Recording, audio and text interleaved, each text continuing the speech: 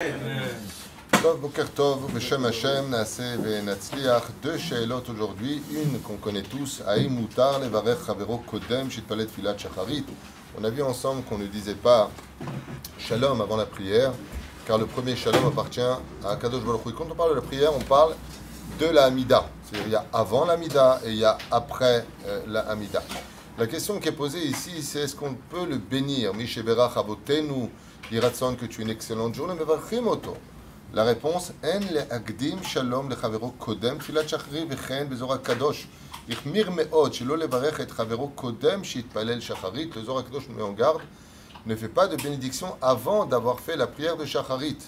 Bamet varim amurim. De quoi est-ce que l'on peut parler comme exemple? Eh bien, le Rav ou le Chazan arrive en retard. Il n'a pas encore prié et eux, ils sont en Sefer Torah. Maintenant, il vient pour monter à la Torah et il vient pour bénir une des personnes qui, par exemple, ferait un don ou une personne qui monte à la Torah tout simplement. Lo yevarech oto. Il dit, je suis désolé, je ne peux pas te bénir. Il demande à quelqu'un d'autre de le bénir la main. Lo itpalaltit filat shacharit. Et dans le cas où Gvod Abriot, la personne qui fait point de bracha Gvod Arab, ou le Chazan, ou la personne qui a l'habitude de faire les brachot, eh bien, il pourra lui faire malgré tout, parce qu'il aurait sur qui compter. Ah, le Zohar Kadosh nous dit En levarech. D'abord, tu prends la bracha d'Hachem à la tfila, et ensuite, avec cette énergie, avec cette bracha, avec le fait d'avoir Kodem Kol prié, pourquoi? Veshkem Avram Baboker. La première chose que fait le matin, c'est prier à Kadosh Baruch Hu. Bereshit Barakum et Hashem ve'et Ares. D'abord le ciel, après la terre.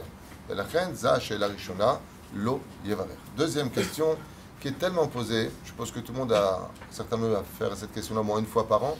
Peut-on boire ou pas? Et qu'est-ce qu'on peut boire avant la prière de Shacharit? Manger, Vadaï Shelo. On ne peut pas manger avant la prière de Shacharit. On ne dit pas les Chabad, ils mangent. Chacun fait comme son Rav lui demande. Moi, je parle selon les Sfaradim, le Shulchan Aruch et surtout les lois du Rav Ovadia Yosef que nous enseignons ici. Vadaï que Assour l'Echol. Sauf si la personne est malade ou faible et qu'elle aurait besoin de manger une quantité par rapport à ses besoins pour la prière. Par exemple, elle ne se sent pas bien, elle a de prendre des médicaments. Dans ce cas-là, Vadaï Shekel. En ce qui concerne boire, un bezebaya, la personne peut boire du thé, elle peut boire du café, elle peut mettre du sucre. Le marloquette avec le Orletzion, est-ce que oui, on peut mettre du sucre ou pas, qui est considéré comme la nourriture? Et le Rav Ovadia rajoute carrément et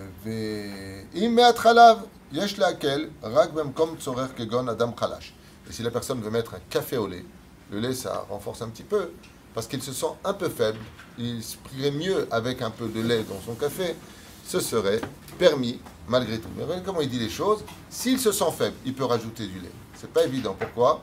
Parce qu'on dit à un bébé, est-ce qu'il a mangé? Un bébé ne mange pas, il boit du lait.